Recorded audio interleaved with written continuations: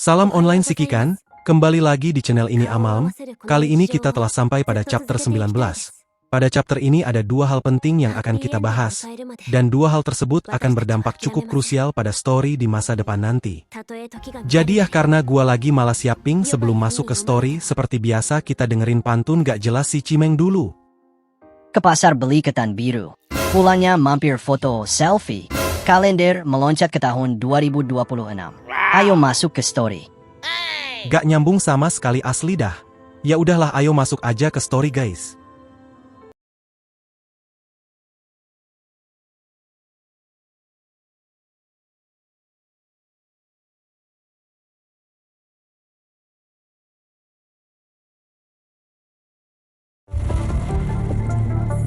Norman menceritakan kisah tentang sekelompok kelinci yang hidup bahagia dengan memakan wortel setiap hari. Suatu saat, mereka menemukan bahwa wortel yang terkena sinar bulan terasa jauh lebih manis. Keinginan pun tumbuh, mereka ingin menikmati wortel termanis itu setiap saat. Demi memenuhi hasrat tersebut, para kelinci bersepakat untuk menahan bulan agar tetap bersama mereka. Mereka bekerja sama, menganyam daun wortel menjadi tali panjang, lalu berusaha menarik dan mengikat bulan di langit. Dengan penuh harapan, mereka bersorak, yakin perut mereka akan segera kenyang. Namun, cerita itu berhenti dengan sebuah pertanyaan. Apakah mereka benar-benar memperoleh apa yang mereka inginkan?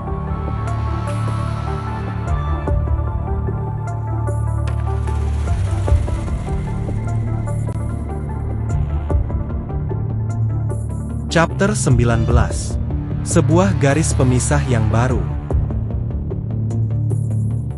Sudah lama sejak Grey Raven kembali ke Babilonia bersama para penyintas. Sejak Leaf kembali ke bingkai Eclipse, Sikikan diketahui tertidur akibat infeksi parah yang dideritanya saat mengambil pecahan mind milik Leaf, hingga pingsan tepat ketika Leaf berganti. Hippocrates bilang bahwa Sikikan mengalami gegar otak mematikan, dan kebangkitannya dianggap hampir mustahil. Meski telah sadar, mind beacon miliknya masih rusak dan tubuhnya dipenuhi luka lama, sehingga ia diwajibkan tetap menjalani rehabilitasi dan dilarang menjalankan misi atau bergerak sendirian. Setelah dokter pergi dengan penuh kekhawatiran, Simon muncul dan menemani Sikikan, mengingatkannya untuk beristirahat, namun Simon sendiri tampak lebih ceria meski mengalami cedera serupa. Ia mengungkapkan bahwa setelah inspeksi, ia akan kembali bertugas dan Dark Aris akan diisi anggota baru. Saat ditanya apakah ia akan tetap di militer, Simon merendah, namun kemudian menunjukkan tekad yang berbeda. Dengan mempelajari kembali buku taktik dari FOS College, ia ingin memahami perspektif baru dan menjadi prajurit yang mampu menyelamatkan lebih banyak nyawa, seperti yang dilakukan Sikikan. Percakapan mereka ditutup dengan baik saat Simon menawarkan diri untuk membantu Sikikan kapanpun dibutuhkan.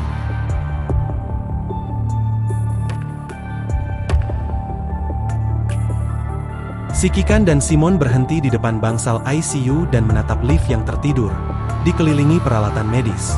Simon mengenang pengorbanan Leaf yang menyelamatkan semua orang, Lucia, Lee, bahkan umat manusia, dengan mempertaruhkan nyawanya sendiri, sekaligus memberi mereka momen ketenangan.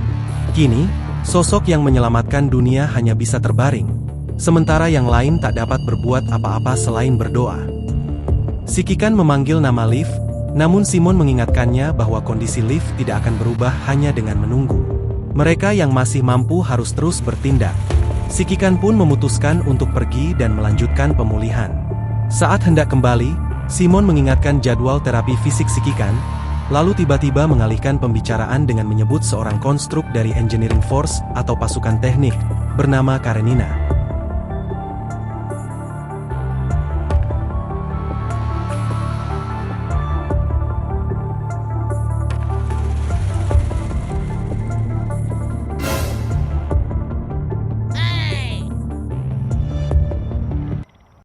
Dalam sebuah rapat dewan yang tegang, Norman dari Norman Mining Corp memperkenalkan diri dengan sikap santai dan nyentrik. Perusahaannya dikenal menguasai operasi penambangan besar sejak zaman keemasan. Kini menjadi penopang utama Babilonia melalui eksploitasi helium-3 di bulan dan kerjasama dengan berbagai organisasi. Meski perannya krusial, Norman justru menceritakan dongeng tentang kelinci yang mencoba menarik bulan demi wortel manis. Saat ditanya, Norman menutup kisah itu dengan ironi. Para kelinci tak pernah melepaskan tali mereka dan justru terseret ke bulan, namun tetap bersorak seolah bulan adalah milik mereka. Namun Hilda menyinggung kemungkinan makna tersembunyi dari cerita itu, namun Norman menepisnya sebagai sekadar dongeng asal kampung halamannya. Sikapnya yang ringan perlahan meredakan ketegangan ruang sidang. Setelah suasana kembali tenang, Hasan mengambil alih dan mengingatkan tujuan utama rapat. Layar holo pun menampilkan kehancuran akibat mutasi global makhluk hetero. Nicola menyampaikan bahwa meskipun Babilonia kini memiliki frame khusus baru yang mampu melawan si kembar dan infeksi virus punishing berskala besar, kemenangan tersebut diraih dengan pengorbanan besar. Pengembangan frame itu masih belum stabil, dan penelitian untuk menstabilkannya menjadi kunci utama jika umat manusia ingin benar-benar merebut kembali bumi. Hasan menambahkan bahwa bencana terbaru telah menghancurkan banyak satuan tugas. Sejumlah tim gugur di permukaan, memilih bertahan dan bertempur demi kemanusiaan agar Babilonia memiliki waktu untuk menyusun rencana ke depan. Keheningan menyelimuti ruang sidang, dipenuhi wajah-wajah yang menanggung kehilangan dan ketakutan akan perang berikutnya. Di tengah suasana itu, List dari pengadilan diplomatik berdiri dan memaparkan data pertempuran. Menurutnya, konsumsi sumber daya satuan tugas sudah jauh melampaui batas wajar, dan dengan kondisi saat ini, mereka bahkan belum tentu mampu melindungi Babilonia, apalagi menghancurkan makhluk hetero yang terus berevolusi atau merebut kembali kawasan konservasi di bumi. Ia menekankan bahwa di balik angka-angka tersebut, terdapat konstruksi dan komandan yang gugur melawan musuh yang melampaui pemahaman manusia. Nicola langsung mempertanyakan maksud List, menanyakan apakah ia menyiratkan penyerahan diri dan pengabaian atas pengorbanan mereka yang telah mati. Tapi List menegaskan bahwa ia tidak menolak gagasan merebut kembali bumi, baik sebagai masa lalu maupun masa depan umat manusia, namun mempertanyakan apakah saatnya Babilonia mempertimbangkan jalan lain. Hilda lalu memperingatkan bahwa menghentikan perlawanan hanya akan membiarkan virus punishing menyebar dan mengancam keselamatan Babilonia sendiri. Tapi List kemudian mengingatkan bahwa Babilonia pada dasarnya diciptakan sebagai kapal koloni antar bintang, bukan bahtera untuk bertahan hidup. Nicola menanggapi itu dengan nada mengejek, menekankan bahwa Babilonia kini hanya dapat beroperasi dengan bahan bakar biasa, sementara mesin titik nol, sumber tenaga yang dulu diharapkan, justru menjadi awal dari kiamat. Ketegangan memuncak saat List mulai mengajukan sebuah kemungkinan baru. List mengejutkan seluruh dewan dengan menyatakan bahwa pemanfaatan energi titik nol bukan lagi sekadar teori. Ia menjelaskan bahwa Komandan Grey Raven pernah mengambil berkas Omega dari Atlantis, kota penelitian energi titik nol. Data tersebut menunjukkan bahwa dalam kondisi tertentu, reaktor titik nol mampu menciptakan medan yang dapat menyerap virus punishing. Nicola menegaskan bahwa prinsip inilah yang digunakan militer untuk mengembangkan frame khusus dengan senjata Omega, yang memungkinkan mereka mengalahkan si kembar. List melanjutkan bahwa para peneliti Atlantis sebelumnya berusaha mereplikasi proses terbentuknya virus punishing dari reaktor titik nol. Walau eksperimen itu tidak pernah menghasilkan virus, seluruh data pengoperasian reaktor tetap disimpan dalam file Omega. Hilda segera menyadari implikasinya. Para peneliti telah menemukan cara menghasilkan energi titik nol tanpa memicu wabah virus punishing, dan List membenarkan hal tersebut. List kemudian mengungkap bahwa fondasi untuk menyalakan kembali reaktor titik nol kini berada di bulan. Ia menjelaskan bahwa reaktor titik nol Babilonia dan fasilitas pembuatannya dulu dikirim ke bulan untuk pengujian gravitasi rendah, sebelum akhirnya dibuang setelah hubungan dengan virus punishing terungkap dan kemudian dikelola oleh Norman Mining Corp. Nicola pun mulai memahami alasan keterlibatan keluarga Norman dalam rapat ini. Dengan dukungan Norman Mining Corp, List menyampaikan bahwa pengujian terhadap reaktor bulan telah dilakukan. Hasilnya menunjukkan reaktor dapat beroperasi pada sebagian kapasitasnya tanpa memunculkan tanda virus punishing, dan energi yang dihasilkan cukup untuk menopang operasi Babilonia.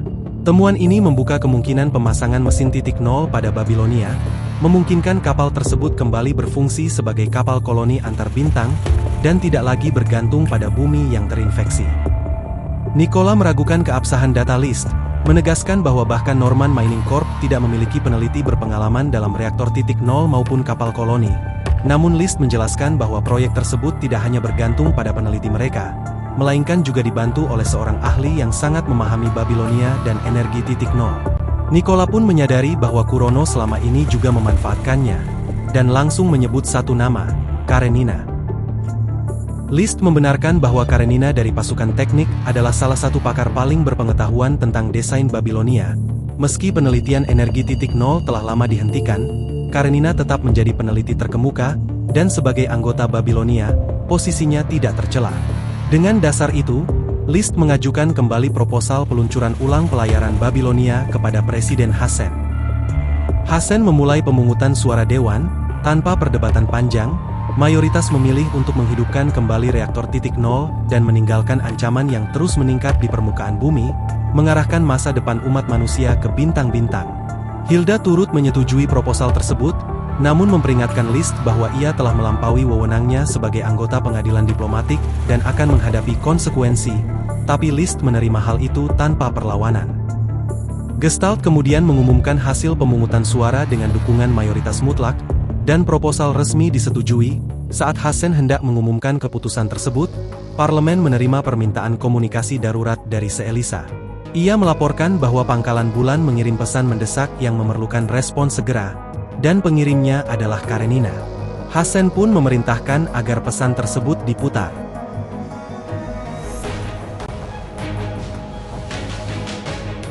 Seelisa mengganti tayangan di parlemen, menampilkan sosok kabur yang suaranya dikenali sebagai Karenina. Dalam transmisi yang terputus-putus, Karenina memperingatkan adanya infeksi yang membahayakan permukaan bumi, serta menyatakan keputusannya untuk segera menghancurkan mesin reaktor titik nol.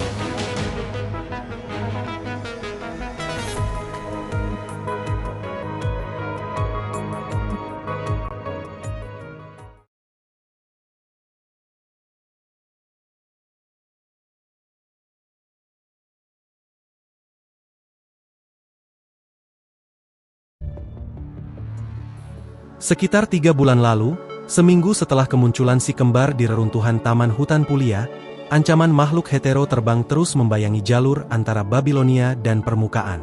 Upaya membangun kembali rute suplai memakan korban besar, karena para pilot harus menghadapi musuh yang siap mengorbankan diri. Padahal, pengiriman sekecil apapun sangat berarti bagi permukaan yang terjebak dalam neraka hidup. Namun banyak misi penyelamatan berakhir dengan kegagalan di udara, menjadikan masalah ini bukan lagi soal kemampuan pilot, melainkan kebutuhan mendesak akan solusi baru dari para insinyur Babilonia.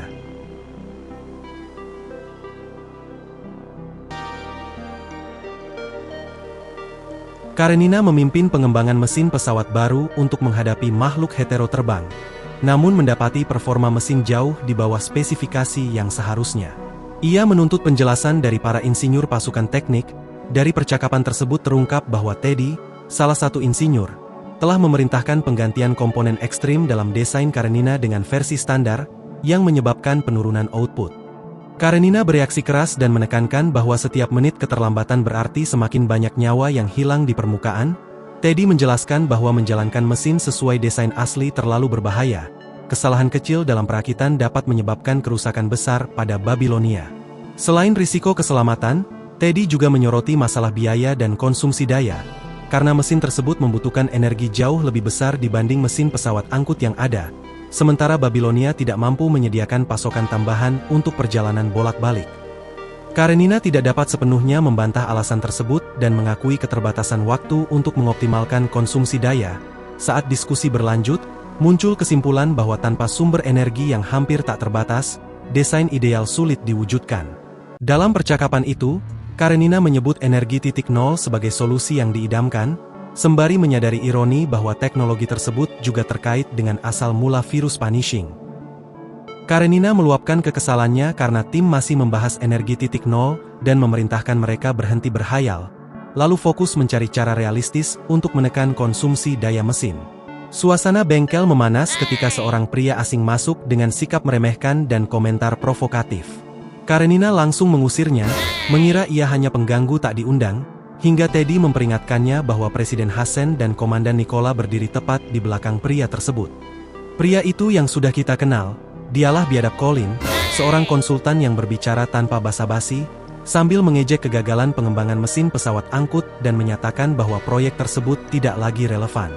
Menurutnya, Babilonia tidak membutuhkan kendaraan, melainkan senjata revolusioner. Karenina memilih menahan emosi dan menatap Hassen serta Nicola, menunggu penjelasan. Colin kemudian menyinggung file Omega, informasi tingkat tertinggi yang seharusnya hanya diketahui segelintir orang. Hal ini membuat Karenina waspada, karena Hassen dan Nicola sebelumnya menegaskan betapa rahasianya data tersebut saat melibatkan dirinya dalam pengujian teori Dewan Sains. Hassen akhirnya menjelaskan bahwa prototipe senjata Omega telah berhasil dikembangkan, tetapi produksinya menemui jalan buntu karena membutuhkan reaktor titik nol. Masalahnya, satu-satunya reaktor titik nol yang mungkin masih berfungsi berada di Pangkalan Bulan, fasilitas yang telah ditutup total sejak wabah virus Punishing dan tidak diketahui kondisinya. Karenina langsung menyimpulkan bahwa mereka ingin menghidupkan kembali reaktor tersebut, dan Colin mengakui bahwa itulah alasan mereka datang ke pasukan teknik. Ia menekankan bahwa hanya seseorang dengan keahlian teknis tinggi yang mampu menangani reaktor seberbahaya itu.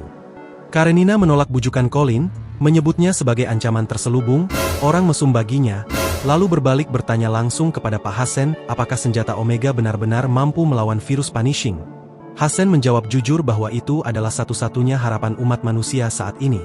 Mengingat runtuhnya permukaan, peran Babilonia sebagai benteng terakhir, dan konstruk sebagai kekuatan tempur, Karenina akhirnya menyatakan kesediaannya mengambil tugas tersebut atas nama pasukan teknik, terdiam sejenak, lalu mulai menyebutkan syaratnya.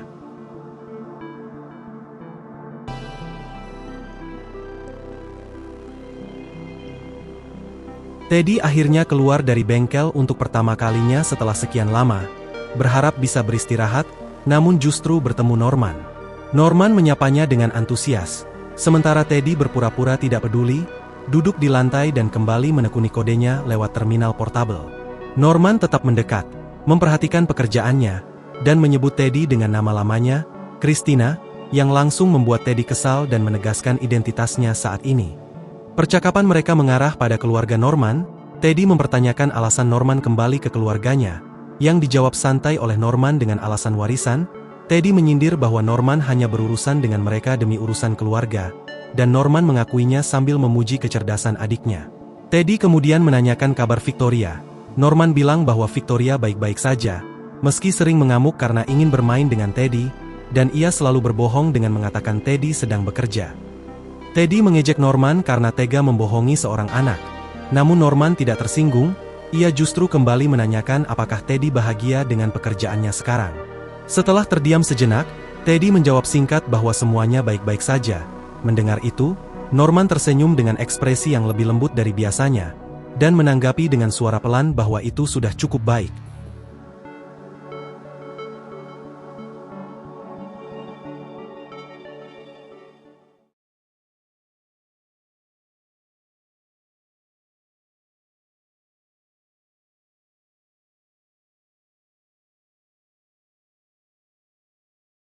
Bulan, benda langit terdekat dengan bumi, dahulu menjadi sumber berbagai mitos dan cerita manusia. Seiring waktu, cahaya bulan tetap sama hingga akhirnya manusia menjejakkan kaki di sana, mengakhiri era mitos dan menandai awal zaman keemasan umat manusia.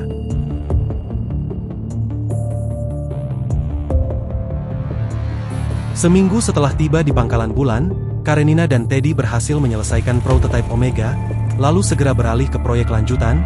Teddy melakukan tes kompatibilitas main dan proses kalibrasi, memastikan frame baru Karenina stabil dan menunjukkan performa yang jauh melampaui frame standar, baik dari segi mobilitas, daya hancur, maupun keseimbangan.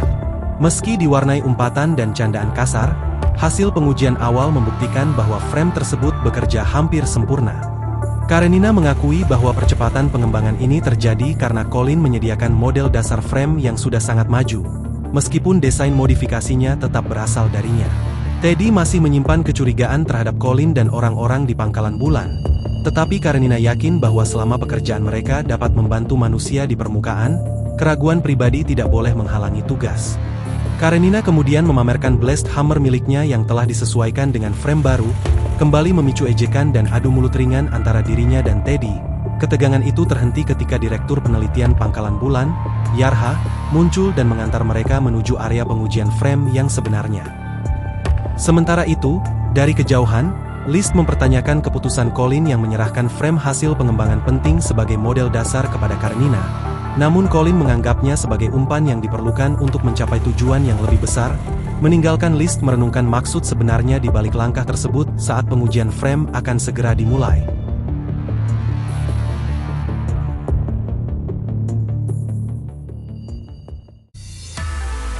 Karenina memulai uji coba frame dengan menyiapkan perekaman video dan sistem pengujian virtual. Meski sempat kesal dengan respons AI kamera, Setelah program pertempuran virtual sistem uji frame aktif, ia memilih simulasi pertempuran tingkat rendah untuk pemanasan. Dengan pendampingan Yarha yang memantau dari jarak jauh, Karenina mengatur energi frame ke tahap awal dan menguji performa dasar dengan membersihkan musuh gelombang demi gelombang. Uji coba berlanjut ke tahap 2 dan 3 tanpa hambatan berarti, menunjukkan stabilitas dan respons frame yang sangat baik. Merasa hasilnya memuaskan, Karenina memutuskan untuk melanjutkan ke pengujian lanjutan dengan mengaktifkan sistem overlock dan menaikkan intensitas tempur ke tingkat maksimal. Energi frame dinaikkan ke tahap 4, dan sistem anti-gravitasi diuji dalam pertempuran bertekanan tinggi. Meski Yarha mencoba memperingatkannya, Karenina tetap melancarkan jurus khas frame dengan daya penuh, menghasilkan hantaman besar yang bahkan mengenai kamera pengujian. Menyadari dirinya sedikit berlebihan, Karenina tetap puas karena data uji serta rekaman telah berhasil diunggah, dan uji coba pun selesai.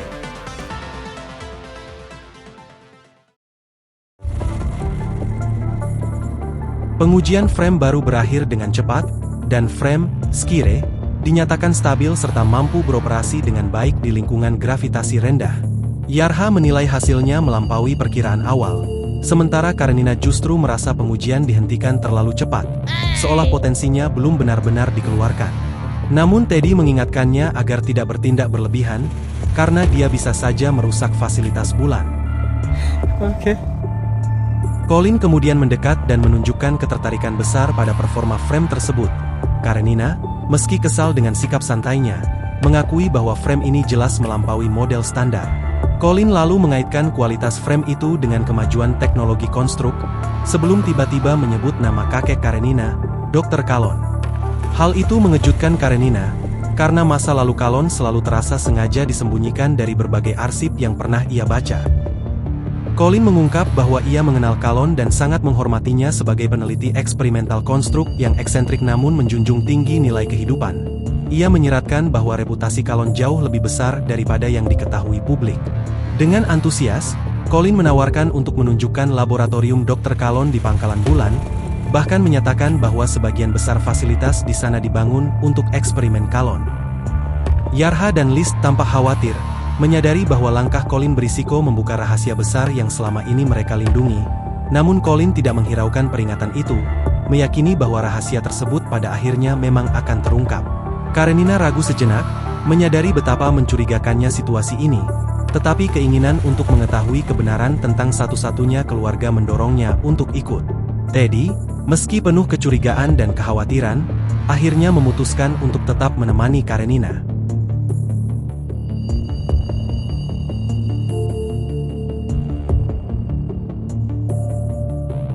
Colin memimpin Karenina dan Teddy melewati sejumlah pos pemeriksaan keamanan yang dijaga ketat oleh tentara konstruk tanpa penugasan regu. Karenina menyadari jumlah penjaga yang tidak wajar untuk sebuah laboratorium. Sementara Colin hanya menanggapi dengan sindiran tentang sesuatu penting yang tidak bisa dilepaskan.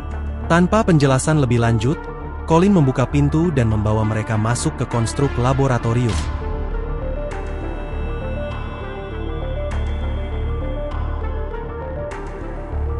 Di dalam laboratorium yang gelap, hampir seluruh cahaya tertelan kegelapan, kecuali sinar biru pucat dari sebuah perangkat di pusat ruangan. Teddy menyadari bahwa itu berkaitan dengan prototipe Omega yang mereka buat. Perangkat tersebut ternyata adalah senjata Mega Omega, versi jauh lebih besar dari desain awal, yang bergantung pada reaktor titik nol dan dibuat untuk menguji serta mengamati kepraktisan senjata Omega.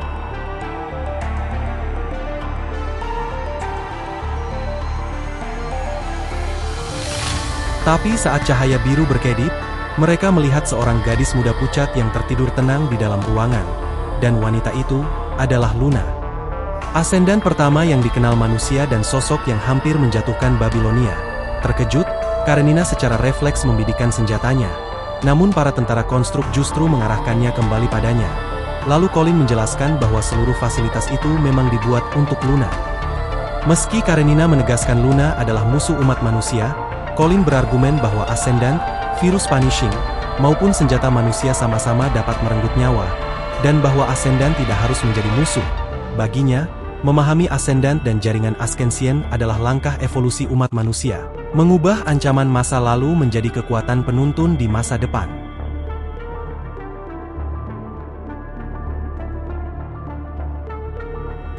Colin memusatkan seluruh cahaya laboratorium ke arah dirinya sambil menyatakan bahwa bulan akan menjadi saksi evolusi kedua umat manusia, saat manusia melampaui batasnya dan menjadi asendan.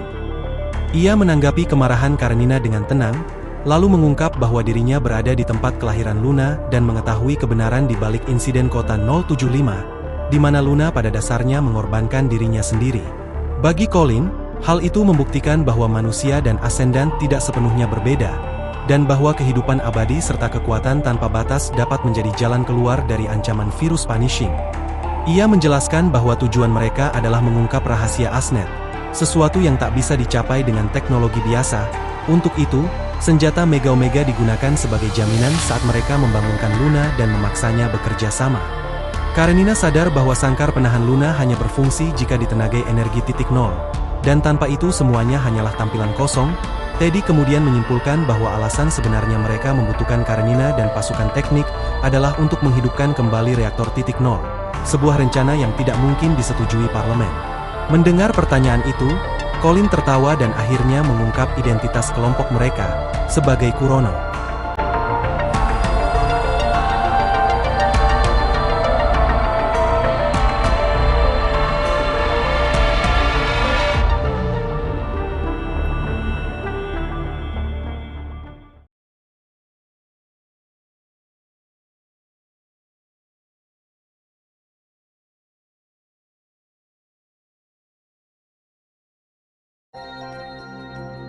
Energi titik nol digambarkan sebagai cita-cita tertinggi zaman keemasan.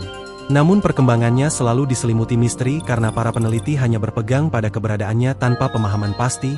Riset pun berjalan lewat trial and error tanpa henti, mematahkan semangat banyak ilmuwan hingga laboratorium dipenuhi frustrasi.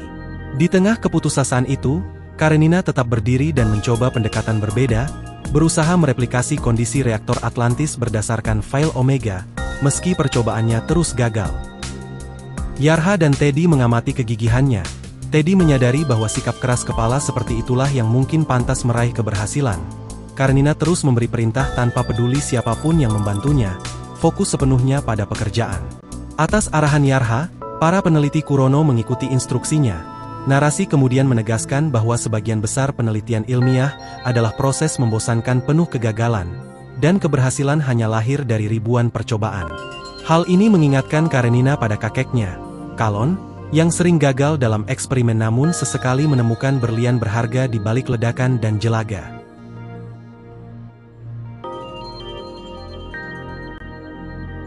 Saat penelitian berlanjut tanpa henti, Karenina tiba-tiba menghentikan semua orang ketika ia menyadari sesuatu yang tidak wajar.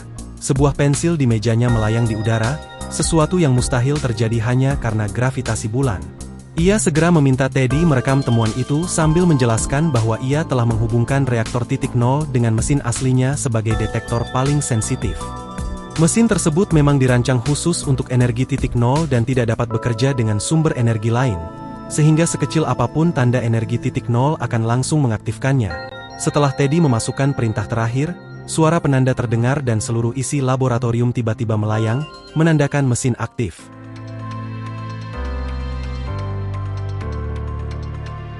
Karenina memastikan bahwa meski baru beroperasi sekitar 50% dari kapasitas teoritisnya, reaktor titik nol telah berhasil dinyalakan kembali. Para peneliti pun bersorak dan merayakan terobosan ini bersama, melupakan sementara perbedaan faksi mereka. Teddy ikut tersenyum, meski ia segera menyadari bahwa keberhasilan ini juga membawa pertanyaan dan konsekuensi besar yang menanti selanjutnya.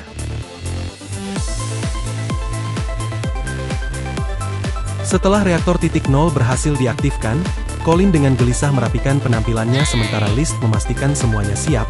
Yarha melaporkan bahwa senjata Mega Omega kini telah terhubung dengan sumber energi titik nol, dan Karenina memastikan reaktor berfungsi dan melihat senjata besar itu bersinar biru dalam mode siaga.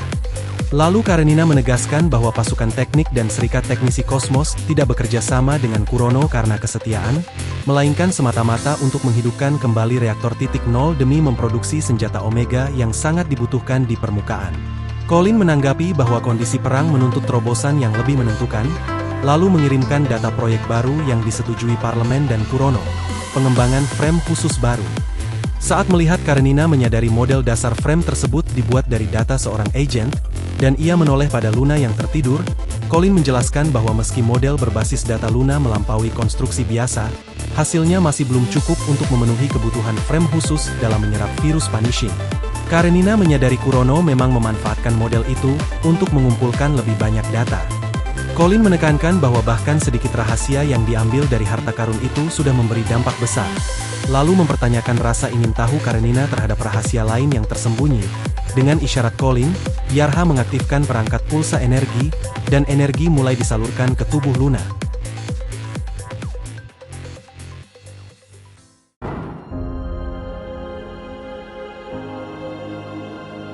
Luna perlahan terbangun dan membuka matanya, membuat semua orang bersiaga dengan senjata terangkat meski senjata Omega telah aktif. Di tengah ketegangan itu, Luna hanya menatap sekeliling dengan tenang tanpa memberi reaksi apapun. Colin mendekatinya dengan penuh harap, memanggil namanya dan mengingatkan bahwa ia menyaksikan kelahirannya. Transformasinya dari makhluk corrupted menjadi ascendant suci, serta mengungkap keinginannya untuk kembali bertemu dengannya sejak hari itu.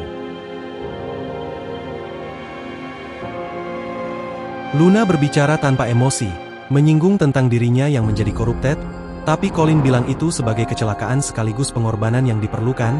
Karenina bereaksi keras pada istilah itu, sementara Luna sendiri tampak sudah tidak peduli lagi.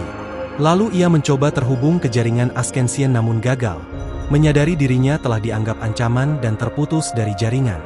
Meski demikian, virus punishing di dalam tubuhnya belum menguasai dirinya, membuatnya tetap berada di antara Ascendant dan Corrupted. Luna mengakui bahwa yang tersisa darinya hanyalah kemampuan menarik virus punishing. Ketika ia mengangkat tangannya, para prajurit bersiaga, namun Luna justru menyadari bahwa hampir tidak ada virus punishing di bulan. List memperingatkannya bahwa tanpa virus, ia tak berdaya, dan setiap upaya melarikan diri akan langsung dihancurkan oleh senjata Mega Omega. Mendengar itu, Luna dengan tenang menyatakan ia tak berniat kabur, karena sosok yang dulu dikenal sebagai Luna sudah mati, dan tak ada lagi tempat baginya untuk kembali. Luna sekilas melihat senjata Omega tanpa minat, lalu menutup matanya dan menyatakan bahwa meski manusia telah menciptakan senjata seperti itu, semuanya tetap sia-sia karena akhir umat manusia sudah ditakdirkan. Ia mengingat pilihannya di kota 075, saat menentang jaringan Ascension, demi saudara perempuannya dan manusia yang dipercayai, keputusan yang membuatnya kini menjadi orang buangan tanpa tempat kembali. Meski ucapannya terdengar pasrah, kata-kata terakhir Luna kepada manusia tidak bernada permusuhan, seakan masih menyisakan secercah harapan.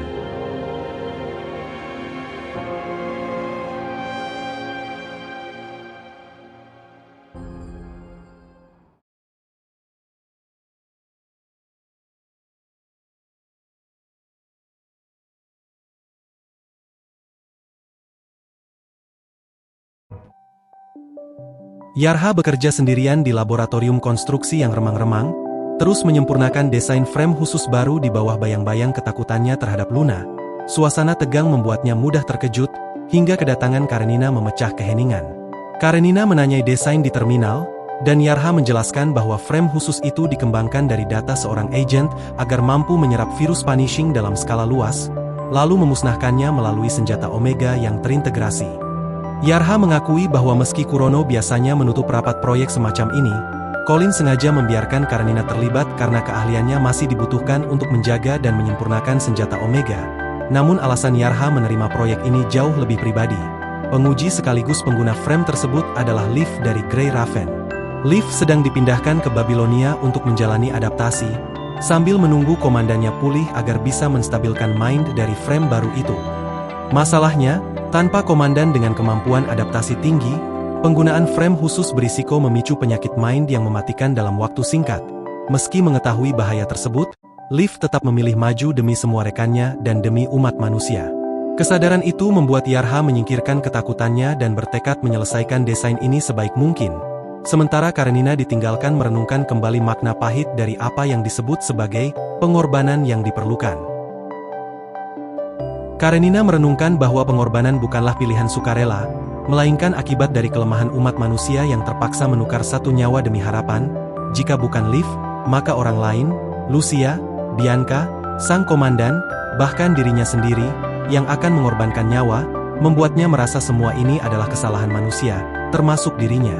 Lalu Luna kemudian menyela, bilang bahwa kemajuan manusia selalu dibangun di atas pengorbanan, lahir dari rasionalitas absolute science.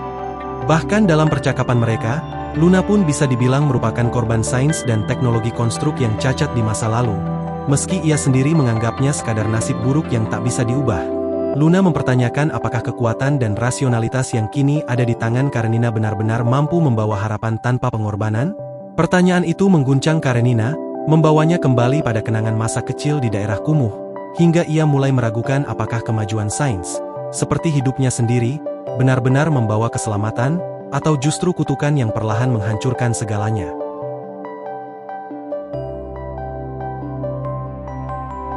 Kalon dan Karenina kecil memandang bulan purnama sambil bercakap ringan, menunjukkan keakraban mereka melalui candaan tentang siklus bulan yang Karenina hafal dengan tepat.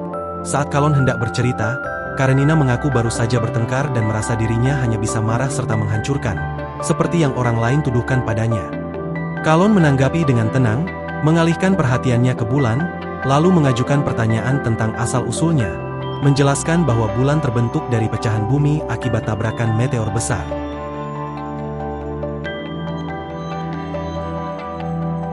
Karenina menyadari bahwa bumi dan bulan dulunya satu kesatuan, dan Kalon menegaskan bahwa bulan lahir dari kehancuran, menekankan bahwa kehancuran tidak selalu berarti sesuatu yang buruk. Ia bahkan mengaitkannya dengan teori asal-usul alam semesta dari sebuah ledakan besar yang menciptakan keindahan. Karenina mulai memahami sudut pandang itu, sementara Kalon dengan ceria hendak melanjutkan pelajaran berikutnya.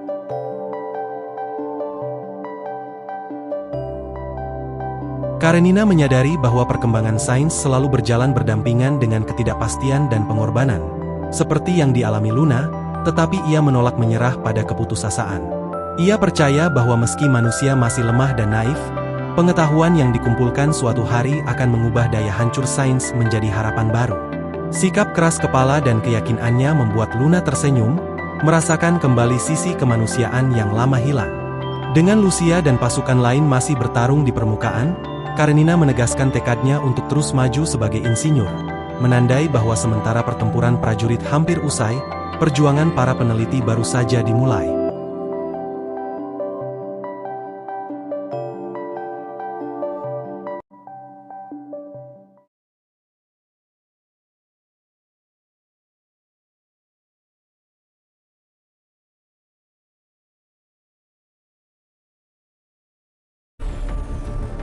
Rowland menemukan buku catatan berisi kutipan kisah ksatria yang terhenti di tengah jalan, dengan halaman-halaman kosong yang menyeratkan akhir tak diketahui dari pemiliknya di tanah merah yang telah hangus oleh makhluk hetero atau corrupted.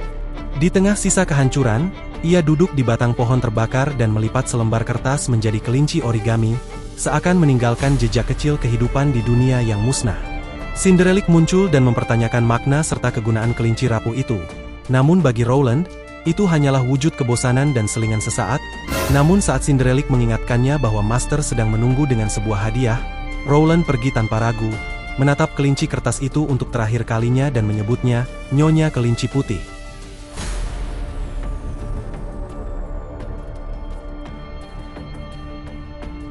Rowland dibawa Cinderellik menemui Vonnegut, yang menegaskan bahwa kesepakatan mereka masih berlaku dan kerja Rowland telah dibayar setimpal. Dalam percakapan santai namun penuh sindiran, Rowland menyinggung dua monster hasil Mother Heterohive dan menilai bahwa senjata baru Babilonia hanya mampu menahan mereka berkat satu kartu as.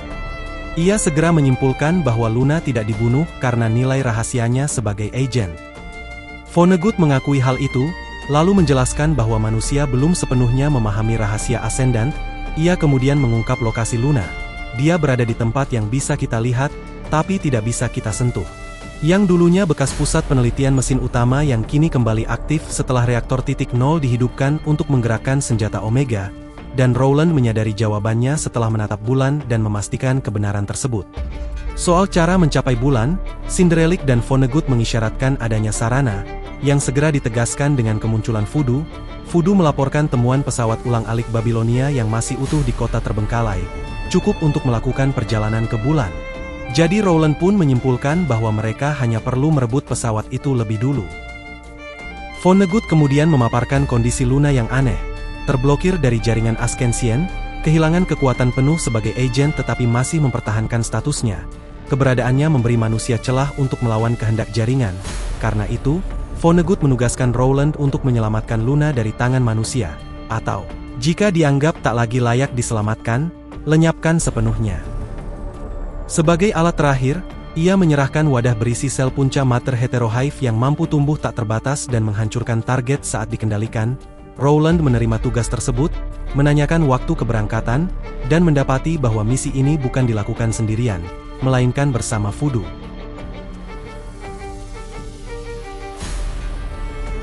Sebuah kelinci origami putih ditemukan di tanah hangus, lalu diambil dan dibuka untuk mengungkap wadah mikroskopis berisi pesan terenkripsi. Setelah pesannya dibaca, wadah itu dihancurkan dan menyatu dengan abu, sementara sosok tersebut menoleh ke arah jejak kaki yang menjauh sebelum bergegas ke timur. Kelinci origami kemudian dilipat kembali dan diletakkan di dahan, meski bentuknya tak lagi sepenuhnya sama seperti semula.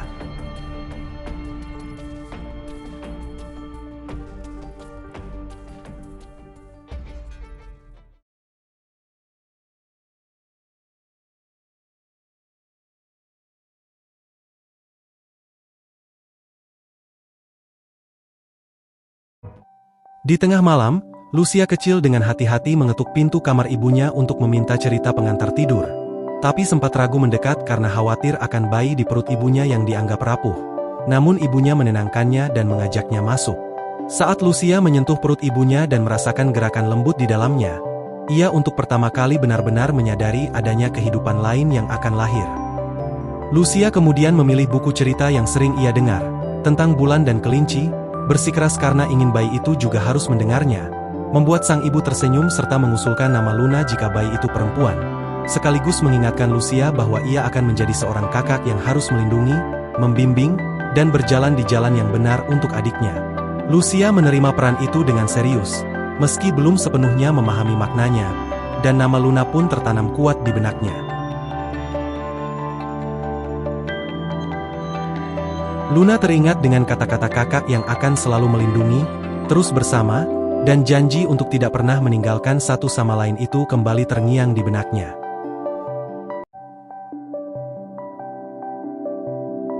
Luna terbangun, menyadari bahwa ia masih terkurung sebagai orang mati berjalan. Ia sempat mengira baru bermimpi, namun tak mampu mengingat apapun, karena sudah lama ia tak lagi bermimpi. Hari itu, hanya ada satu orang di ruangan tersebut, Karenina. Dengan sikap santai, Karenina menyapanya sambil terus bekerja pada senjata Mega Omega.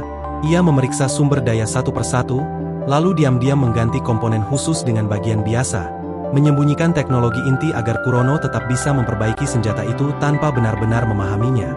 Meski demikian, ia menegaskan bahwa kekuatan dan struktur senjata tidak berubah, sehingga Luna tak perlu berharap bisa melarikan diri. Lalu Karenina sedikit curhat, mengakui ketidakpercayanya pada Kurono dan menyebut bahwa ia akan kembali ke Babilonia keesokan harinya. Karena pertarungan di permukaan telah berakhir, dari penuturannya, Luna mengetahui bahwa manusia kembali selamat berkat frame khusus baru yang dikembangkan dari data dirinya. Liv muncul tepat waktu di medan perang dan menyelamatkan banyak orang, meskipun kemenangan itu dibayar mahal. Korban jiwa tetap besar dan kehancuran akibat Red Taif meluas, namun setidaknya, umat manusia masih memiliki semangat dan keyakinan untuk terus melawan, dan sains kembali menjadi penopang harapan. Saat mendengar nama Grey Raven, Luna terdiam. Ia menyadari Lucia masih hidup dan telah menyelamatkan banyak orang. Menyaksikan manusia yang rapuh terus bangkit dari keputusasaan membuat Luna merasa heran sekaligus getir. Karenina dengan yakin menyebut Lucia sebagai sosok yang kuat, seseorang yang akan terus berdiri selama masih ada yang mempercayainya. Ia mengakui kekaguman dan rivalitasnya terhadap Lucia, percaya bahwa seperti perjuangan manusia melawan virus Punishing, tak ada kekalahan yang bersifat abadi.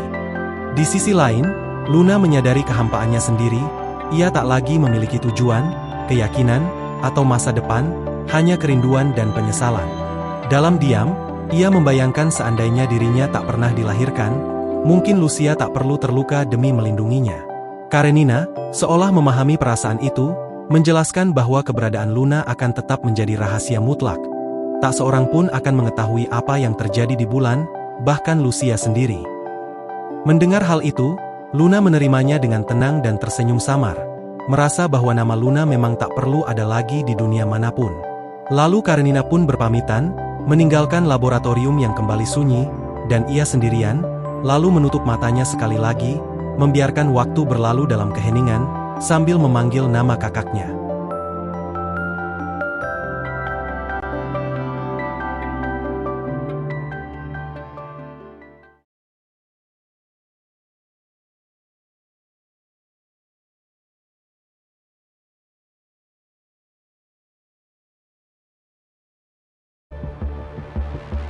Roland dan Fudu berjalan menuju tujuan mereka sambil berdebat. Roland sengaja banyak mengeluh dan mengejek. Diam-diam menilai Fudu yang sebenarnya mengawasinya, bukan menemani. Fudu yakin bahwa Roland bukan rekan mereka dan hanya punya kepentingannya sendiri. Saat ditanya alasannya mencari Luna, Roland bilang bahwa meski Luna kehilangan kekuatan, statusnya sebagai agen belum sepenuhnya dicabut oleh Asnet. Jika ia menemukannya, mungkin ada cara untuk memanfaatkan status itu. Alasan yang sengaja ia balut dengan setengah kebenaran, namun Fudu menganggap tujuan itu gila. Tapi Roland justru mengakuinya sebagai satu-satunya hiburan untuk hidupnya. Akhirnya Fudu berhenti dan mengatakan mereka telah tiba di bawah reruntuhan. Roland mengamati sekeliling dengan tenang, lalu mengeluh sekali lagi sebelum mengikuti Fudu masuk ke dalam reruntuhan.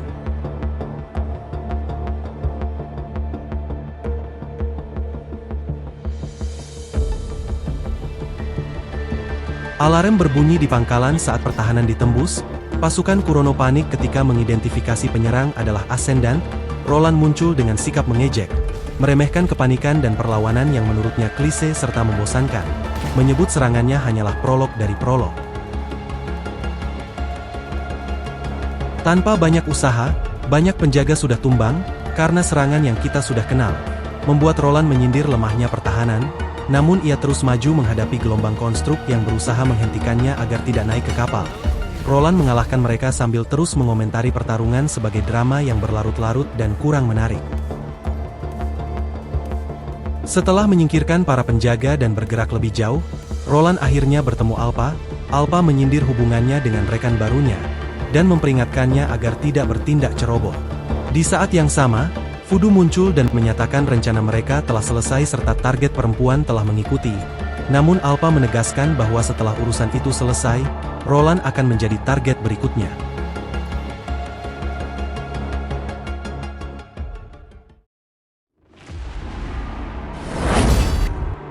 Fudu mengamuk dan langsung menyerang Alpha dengan wujud buasnya, melesat dari udara dan menebas dengan cakar. Alpha menahan serangan itu dengan katananya dan membalas dengan tendangan keras. Fudu mencoba serangan pamungkas dari bilah di ekornya yang diarahkan ke jantung Alpha, namun gagal karena Alpha sudah mengantisipasinya dengan memblokir dari belakang. Serangan balasan Alpha menghantam Fudu dengan keras, hingga hampir melumpuhkannya. Saat Alpha hendak mengejar, Roland menahan Alpha dengan rantai, namun rantai itu ditarik oleh Alpha, dan keduanya sempat berhadapan sekejap. Alpha membisikkan sesuatu dan menyelipkan sebuah benda ke tangan Roland sebelum melemparkannya menjauh, menegaskan bahwa ia tidak akan membiarkan siapapun menyakiti Luna. Roland ternyata tidak terluka dan memilih mundur sesuai rencana. Fudu, yang kini dipenuhi amarah karena kerangkanya rusak, memaksa Roland pergi untuk menyelesaikan tugas tuan. Setelah Roland mundur, Fudu berdiri menghadapi Alpha, mengerahkan kecepatan ekstremnya. Alpha menenangkan diri, menurunkan pusat gravitasi, dan perlahan menyarungkan kembali katananya, bersiap menentukan hasil pertarungan dalam satu tebasan penentu.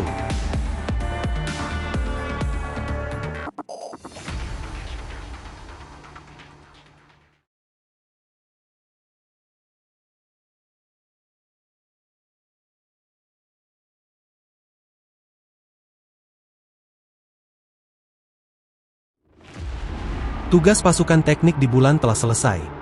Peralatan dibereskan, reaktor titik nol kembali aktif, dan senjata Omega memasuki tahap produksi.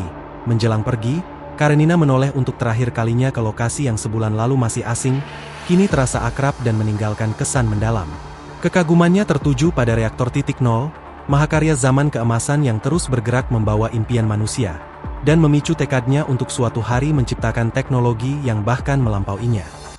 Yarha muncul sebagai utusan Kurono untuk mengantar sekaligus memastikan tidak ada hal terlarang yang dibawa atau ditinggalkan, menandai berakhirnya kemitraan rapuh yang sewaktu-waktu bisa berubah menjadi permusuhan. Meski suasana dijaga tetap formal, ketegangan samar tetap terasa, ketika laporan mendadak menyebutkan daya reaktor menurun, kepentingan bersama kembali memaksa mereka bekerja sama. Demi memastikan produksi senjata Omega tidak terdampak, Karenina dengan enggan memutuskan memeriksa reaktor secara langsung. Teddy mendorongnya maju sambil memilih mundur, seolah menyerahkan urusan penuh padanya. Karenina pun pergi bersama Yarha menuju pusat masalah, sementara Teddy melambaikan tangan dengan senyum tipis. Di baliknya, firasat buruk bahwa sesuatu akan terjadi.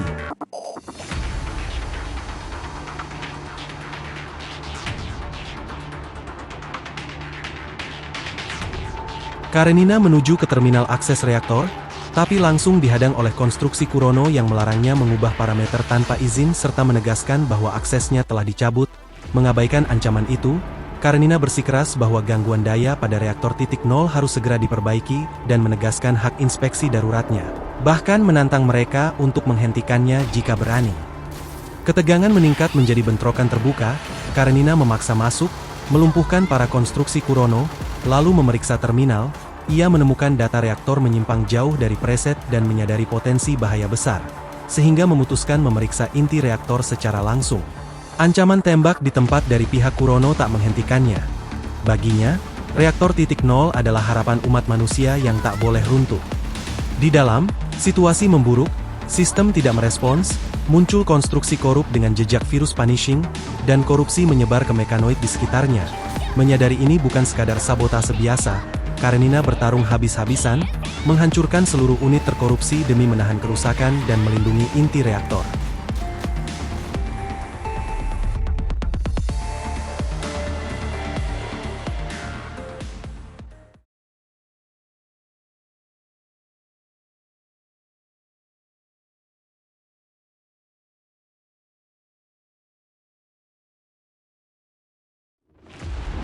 Sebuah pesawat ruang angkasa Babilonia menembus awan gelap dan lepas dari gravitasi tanpa awak, dikendalikan hanya oleh Roland yang berdiri sendirian di haluan, sambil menerbangkannya.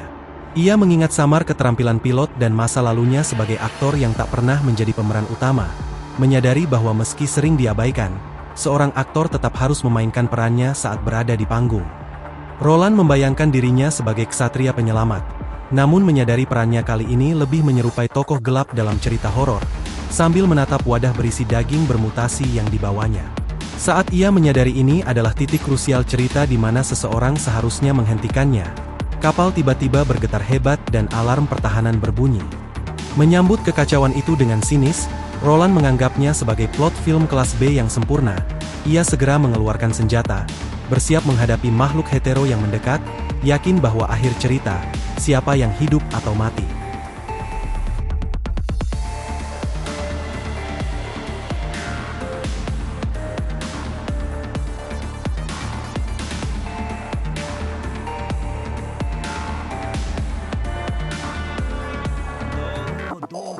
Roland menghadapi serbuan makhluk hetero di dek kapal sendirian, menyindir mereka sebagai pengganggu panggung yang pantas disingkirkan.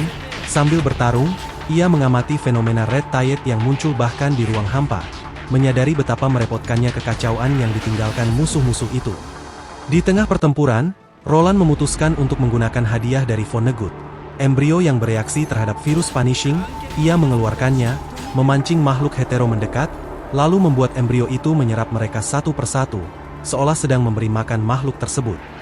Meski telah menyerap banyak makhluk hetero, wujud embrio hampir tidak berubah, membuat Roland terkesan sekaligus heran akan nilainya. Dengan dek yang sementara bersih, ia merasa lebih tenang dan menyatakan dirinya kini siap melangkah ke tahap berikutnya, menghadapi tujuan utamanya dan menyambut putri kecil yang menantinya.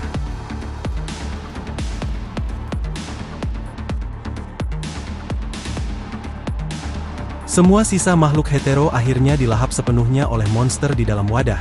Tanpa meninggalkan jejak virus punishing, Roland mengamati wadah itu dan menyadari isinya tak tampak berubah sedikit pun, meski telah memakan banyak makhluk. Makhluk hetero yang tersisa berhenti menyerang dan justru menunjukkan rasa takut, menandakan naluri bertahan hidup mereka aktif saat menghadapi ancaman yang lebih besar. Roland merenungkan bahwa makhluk hidup secara naluriah takut mati, sementara manusia, dengan rasionalitasnya, terus mencari alasan untuk hidup.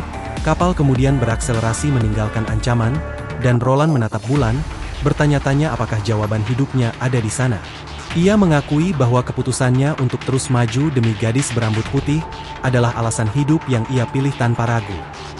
Namun, pertanyaan Vonnegut kembali menghantuinya. Apakah Luna layak diselamatkan jika bahkan dirinya telah kehilangan alasan untuk hidup? Roland memegang dua benda penentu, perangkat penyimpanan dari Alpha dan wadah berisi sel punca dari Vonnegut.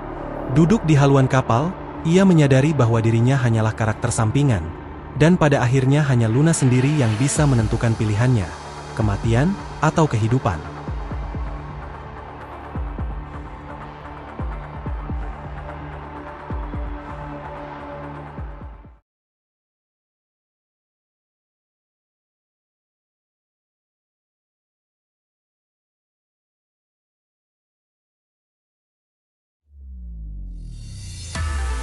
Yarha hampir terbunuh saat diserang Corrupted, namun berhasil bertahan hingga Karenina menyelamatkannya dengan ayunan palu yang nyaris mengenai kepalanya. Meski berhasil menyingkirkan musuh di sekitar, situasi di laboratorium semakin tidak terkendali. Perangkat inver yang seperti telinga kelinci di kepala Karenina terus bereaksi, menandakan virus punishing menyebar cepat akibat aktivasi reaktor titik nol. Jumlah Corrupted bertambah, sementara Karenina tak bisa bertarung habis-habisan tanpa merusak mesin vital di ruangan tersebut. Karenina menghubungi Teddy dan menjelaskan bahwa banyak model pengujian dan prajurit Kurono telah berubah atau dilumpuhkan. Ia menekankan bahwa infeksi sebesar ini mustahil terjadi secara alami di bulan, sehingga hanya ada dua kemungkinan. Sumbernya bukan reaktor, atau ada pihak Kurono yang sengaja merusak proses pemeriksaan.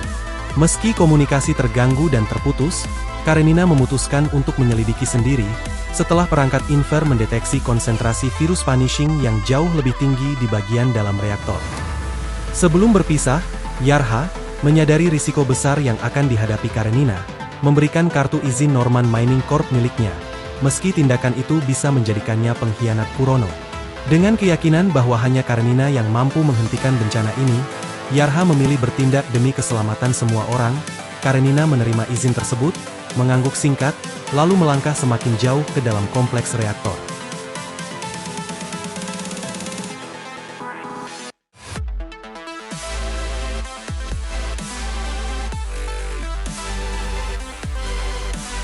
Karenina segera bergerak untuk menemukan sumber korupsi dan memasuki area sistem kontrol pusat. Ia mengaktifkan sistem gravitasi kabin Minos, meski kesal karena prosedur keamanan Kurono memaksanya melakukan pemulihan manual tanpa waktu untuk uji operasi. Karenina memerintahkan aktivasi 4 kabin gravitasi secara acak sesuai kondisi.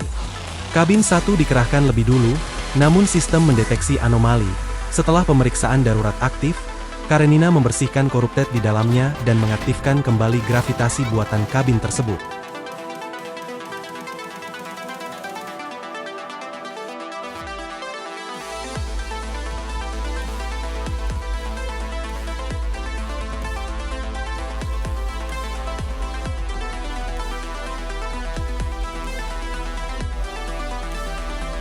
Proses berlanjut ke kabin 3, yang juga mengalami gangguan serupa. Karenina memaksa modul gravitasi kembali ke posisi semula dengan tembakan, menyingkirkan Corrupted, lalu berhasil memperoleh otentikasi.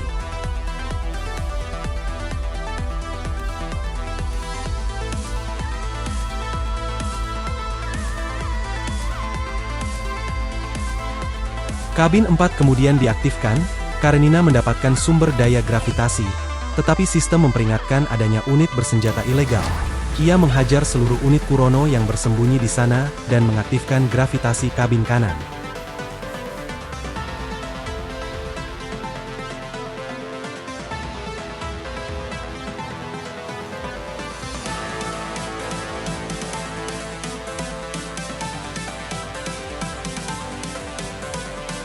Terakhir, kabin 2 dikerahkan dan kembali menunjukkan anomali.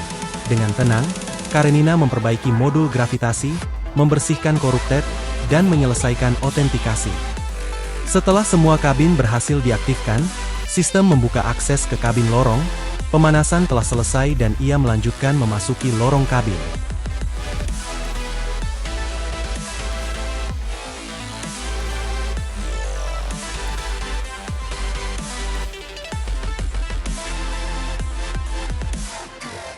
Karenina mencapai inti reaktor titik nol saat konsentrasi punishing virus meningkat tajam, menandakan ia berada di pusat sumber korupsi. Meski inver device miliknya hampir mencapai batas, ia menerobos maju, melempar Corrupted terakhir ke arah inti dan melompat masuk dengan memanfaatkan gravitasi rendah bulan.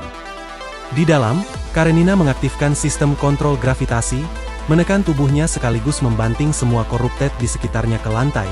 Ia kemudian mentransformasi Blast Hammer menjadi meriam gravitasi dan menembakkan serangan penuh. Ledakan gravitasi yang dihasilkan meruntuhkan ruang dan terowongan, menghancurkan corrupted serta memutus laju punishing virus. Setelah semuanya runtuh dan terblokir, ia terbatuk. Okay. Memanfaatkan debu ledakan sebagai perlindungan, Karenina bergegas menuju inti reaktor. Deretan reaktor bercahaya biru berdiri seperti monumen kejayaan manusia, namun di antaranya tampak noda merah, tanda jelas virus punishing dengan konsentrasi tertinggi di pusat inti. Ia melihat sosok peneliti dan mendekatinya, tetapi tubuh itu hancur menjadi debu saat disentuh, menunjukkan kematian lama akibat virus punishing. Dari tubuh tersebut jatuh tumpukan dokumen berisi rumus dan data, salah satunya bertanda tangan Dr. Kalon, membuat Karenina terkejut. Sebuah perangkat perekam kuno ikut terlempar, dan Karenina segera meraihnya. Di saat yang sama, corrupted yang bersembunyi mulai merayap mendekat, sementara ruang sempit di antara reaktor membatasi pergerakan dan penggunaan senjatanya, memaksanya bertahan dengan serangan jarak dekat.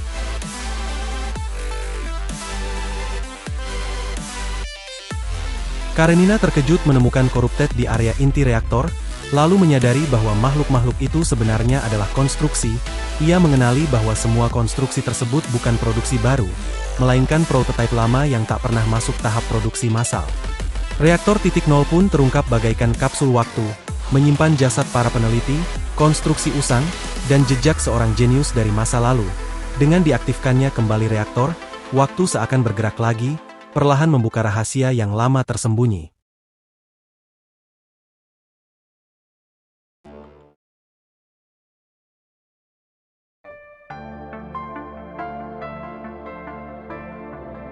Dr. Kalon meninjau hasil eksperimen konstruk dan mendapati tingkat keberhasilan masih sangat rendah. Bahkan belum mencapai 20%, banyak kegagalan disebabkan oleh perangkat inver, yang seharusnya melindungi konstruk dari virus punishing, tetapi justru sering memicu infeksi parah dan perubahan menjadi corrupted. Menyadari bahwa metode saat ini hanya akan menelan lebih banyak korban, Kalon menghentikan pekerjaan lab dan menyampaikan keputusan penting. Ia menegaskan bahwa meski ilmu pengetahuan mereka belum memahami cara kerja inver device, keberadaan konstruk tetap mutlak diperlukan untuk melawan virus punishing. Masalahnya, perangkat tersebut hanya dapat berfungsi setelah disuntik virus punishing dalam dosis tertentu, sesuatu yang teorinya belum dipahami dan sangat berbahaya. Karena eksperimen virus punishing dilarang di Babilonia dan fasilitas lapangan terlalu berisiko, Kalon mengusulkan satu-satunya opsi tersisa, pangkalan energi titik nol di bulan. Di sana, mereka berencana menciptakan virus punishing dalam jumlah kecil dengan memanfaatkan reaktor, meski risikonya sangat besar. Untuk itu, mereka harus bekerja sama dengan organisasi eksternal di luar kendali parlemen Babilonia, mengandalkan perhitungan manual dan eksperimen berulang, dengan nyawa mereka sebagai taruhannya.